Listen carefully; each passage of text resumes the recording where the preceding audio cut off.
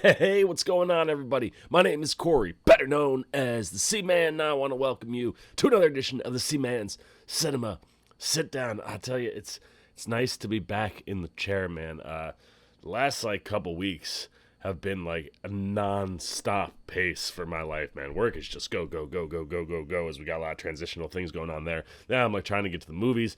Then I start getting sick, and when I'm getting sick, I can't do things on camera a lot because, especially head cold, man. I got a lot of stuff up in here and a lot of congestion, a lot of coughing and a lot of nose blowing. But we're not here to talk about how sick I am or not, am not. I'm starting to get a little bit better. I was like, let me go down, sit down, because I got a movie to talk about, man. I went to the movies over the weekend and went to go see, this was on opening night, rather, so last Thursday, but went to go see a movie that I've been excited about since it was announced, man. When you give me these two guys in a movie together, oh, I get excited. And I didn't even realize how long it's been since the last time we got a movie in this franchise. It feels like there's really long gaps in between all of the movies. This gap, crazy long. When I looked at it, I was like, holy crow, it's been almost 2 decades. But this franchise is coming back with a vengeance, man. And I tell you, if it keeps doing what it's doing at the box office, this could be a franchise that's getting reignited. Say, what? What are we talking about? Why don't you pull up a chair, man? Take a seat. We're getting ready to dive in, spoiler free, into Bad Boys for Life. That's right, man. The Bad Boys franchise is back on the big screen. Like I was saying, I've always felt like there's big gaps in between these movies, and there was a big gap between the first and the second. First one was in 1995. Second one was 2003. It's an 8-year gap. That's a really long time for a franchise to go from one to a second. Try it on 17 years from the second to the third. It's been a really long time, and when you think about a gap that long, and especially the amount of time and what's happened in those 17 years since Bad Boys 2, you wonder if things or elements of this, franchise can still work now. Well, if Michael Bay was doing the movie, and mind you, Michael Bay did some great stuff early on in his career. I love the Bad Boys franchise. 2 of my favorite Michael Bay films. I don't even care if the second one is 2.5 hours long, because it's just 2.5 hours of pure entertainment, action, comedy, all the things you want with those two guys. But since Transformers, it's been a rough go for Michael Bay, and I think if he was behind camera here, this might not be such a successful movie. I mean, it's getting really, really good reviews from critics. Audience members are loving it. It's making tons of money, and the thanks this time goes to new directors, Adil El Arbi and Bilal Fallah. Wow, man, these two guys, not only do they find a way to make this movie look and function and feel like a Bad Boys movie. I mean, the way the camera is just constantly moving. You watch the camera movements in this movie and you go, are we sure Michael Bay isn't involved in leading, orchestrating everything that's going on? Because this feels a lot like Michael Bay, but it's I don't want to say it necessarily better, but Arby and Fallah bring their own flavor to this version of the action, and while presenting the movie in a way that feels familiar, looks familiar, their action is so clean. There are 2 chase sequences in this movie that you just sit there and you're like, what? We could do this? The opening, the way this thing opens up, man. We've seen glimpses of it in the trailers. Will Smith's driving a real nice car, because, Mike Lowrey's always got to be driving a really, really nice car. That scene is unreal. And all the action in the movie is great, man. Like I said, there's another chase sequence that's really, really good.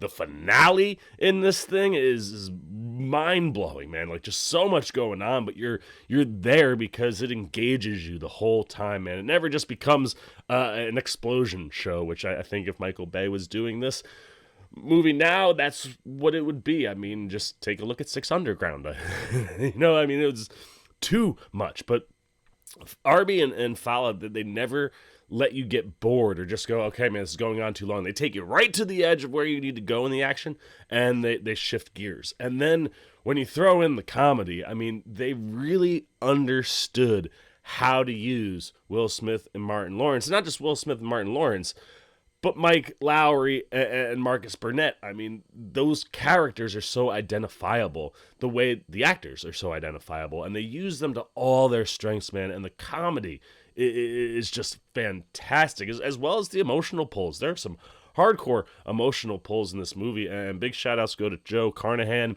Peter Craig, and Chris Bremer for developing a really, really solid script here. I mean, this is a movie that plays in a lot of ways the way you would expect a Bad Boys movie to play. It gives you all the things that you want in a Bad Boys movie. But I kid you not, in a packed theater, sold out opening night, not just myself, but a couple other people, you heard them in the crowd, there's at least like 4 or 5 moments in the movie where you were just like, oh, or oh, like it somehow finds a way to surprise you, even though you might know the outcome, the action of things happening. You just go, what? And then there are just things that you flat out can't see coming, and your jaw is just like, I can't believe they just did that.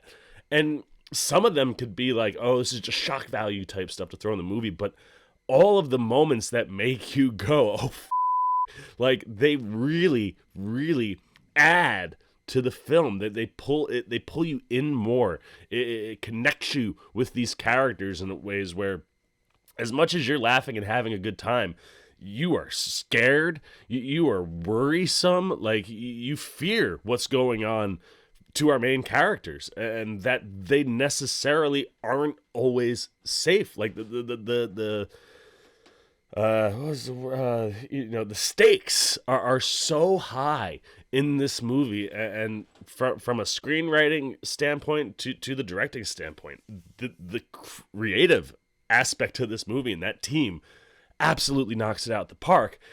And it always helps when you have a really, really phenomenal cast to carry really solid action and comedy and entertainment. And you know what you're getting with Will Smith and Martin Lawrence. And even though it's been almost 2 decades, these two guys, it feels like they haven't skipped a beat, man. Like they haven't missed a year playing Mike Lowrey and Marcus Burnett, man. They are the quintessential versions of these characters, in a way where, like, right away, within the first 5 minutes, you're just like, oh, it feels so good to be back. Will is big. He's braggadocious. The swag is on full effect, man. The suits he wears in this movie. Ooh, Mike Lowrey stepping his game up as he gets older. And Will just continues to step up his game.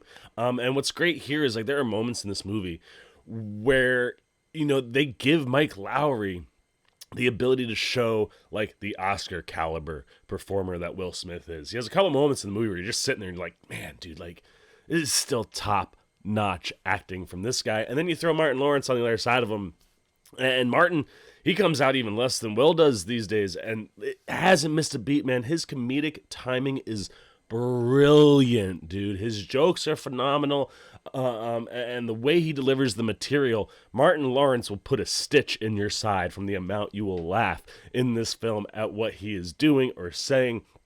It is the perfect blending of these two actors and these two characters to just give you everything you want in a Bad Boys movie. And I would have been good just there, man. Just give me a fun time with those two guys. But no, man. We got even more. And it's one of the things that I was a little worried about is the introduction of this younger team on the Miami police force that goes by the name of Ammo. And like they even got like one of them cool new age names. Oh, we're Team Ammo. And you know, you see faces that look I like, right? Like you know, you get Vanessa Hudgens, Alexander Ludwig, Charles Melton. I like all of them, but I was nervous about their introduction into the movie and how they would play. But those 3 characters are great, man. Like they get a share. They get a little bit. They share the screen a little.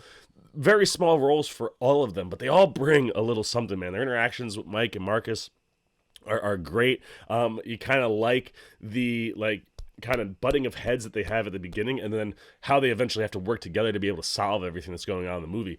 You end up just adoring this Team Ammo, man. Like, I can't wait to go back and see, you know, if this, you know, like I said, reinvigorates and reignites this franchise. Seeing Mike and Marcus working with, you know, Kelly, Dorn, and Rafe. You know, Vanessa Hudgens is great. She looks super cool the whole movie. And all of her, anytime she delivers something, you're just like, I like that, man.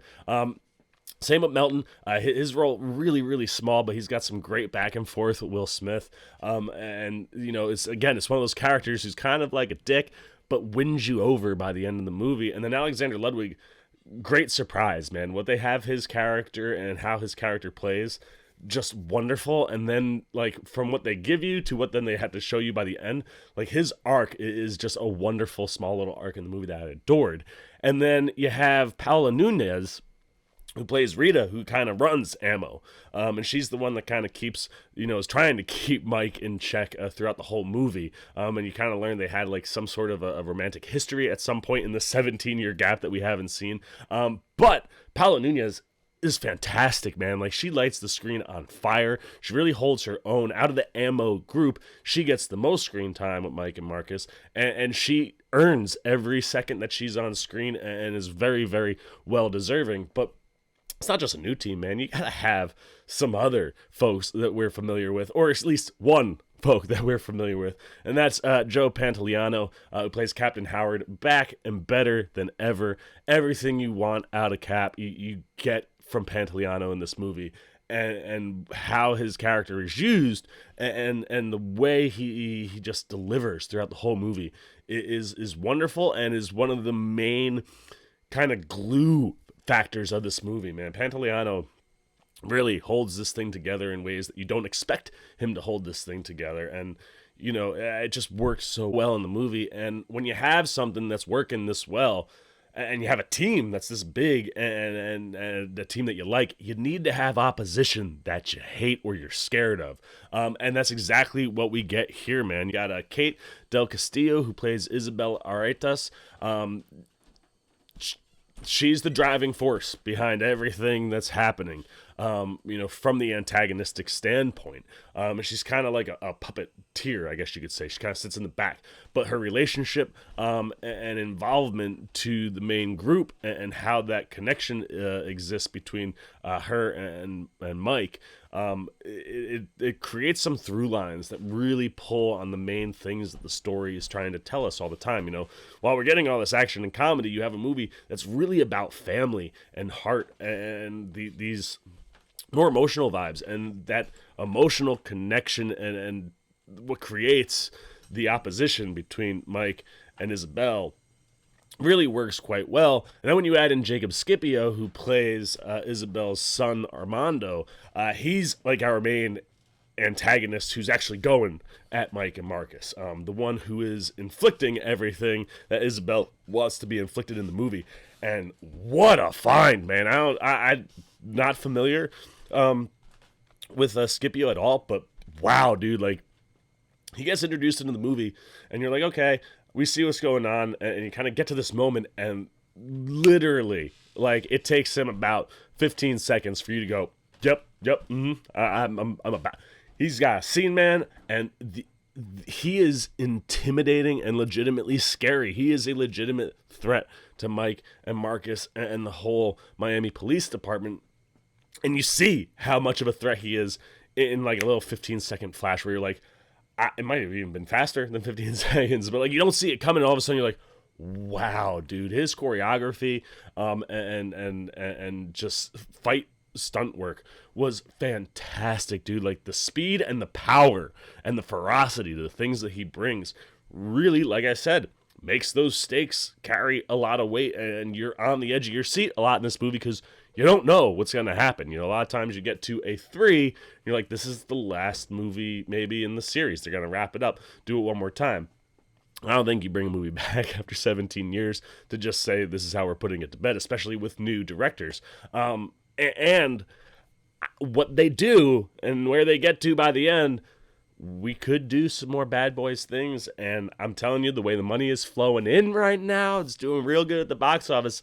I think we could be getting a Bad Boys 4, and I'm so here for it. What they set up and how they kind of give us some stingers at the end. Stick around. Hang through the credits. There's like a few, like, you'll get some credits and the thing drops, and get some credits and the thing drops. Stay through all of them, man, because what they do and set up and how it ties to the movie and what could be coming in the future, I was just like, oh, you sons of bees, man. Like, just take all of my money, man. Just keep bringing me Bad Boys content, because It was wonderful, man. There is no negatives to this film for me. It's super entertaining. It's wildly, funny and action packed. And like I said, I could watch Mike Lowrey and Marcus Burnett all day, every day. Give me Will Smith and Martin Lawrence. They're just a perfect duo on screen. And with this new creative team behind it, sign me up, man. Bring me some more. I really, really, really enjoyed Bad Boys for Life. But I want to know how much I enjoyed. I want to know how much you enjoyed Bad Boys for Life, man. Are you a fan of the Bad Boys franchise? Have you been riding for 25 years with Mike and Marcus and only 3 movies? That 17-year gap is still crazy to me.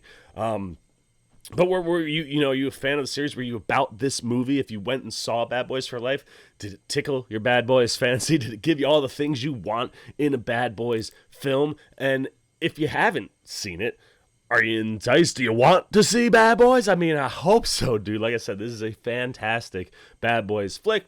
However, not everybody likes everything. And if you didn't like this movie or you don't like the Bad Boys franchise, I want to know that too, man. Let me know anything you're thinking about Bad Boys for Life and Bad Boys in general down below in the comments. As always, if you enjoyed this video, please give me a thumbs up. And if you're new, well, come hang out with the old C-Man.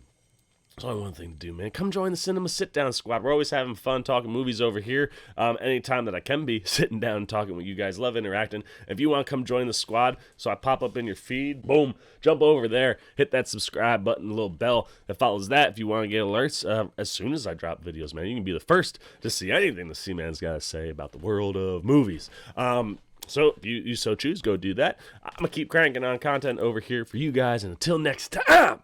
But the C-Man Cinema Sit Down. I'm the C-Man. Now I'm signing off, man. Peace. Bad boys, bad boys. What you gonna do? What you gonna do when they come for you? The skip, the skip, the scoop, skip, the skip, No, that's not the lyric. Are you sure? I've watched the movie a bunch of times. I think that's how. No, what are we gonna do? Well, I'll be. You guys are still here. You must be looking for some more content. Well, don't worry. C-Man's got you covered, man. You got videos like this guy and this guy. And if you haven't yet, and you want to come check out all the C-Man goodies, join the Cinema Sit-Down Squad, man. Hit that subscribe button. And don't forget to hit the little bell down below that, too, so you can get alerts every time I make new videos.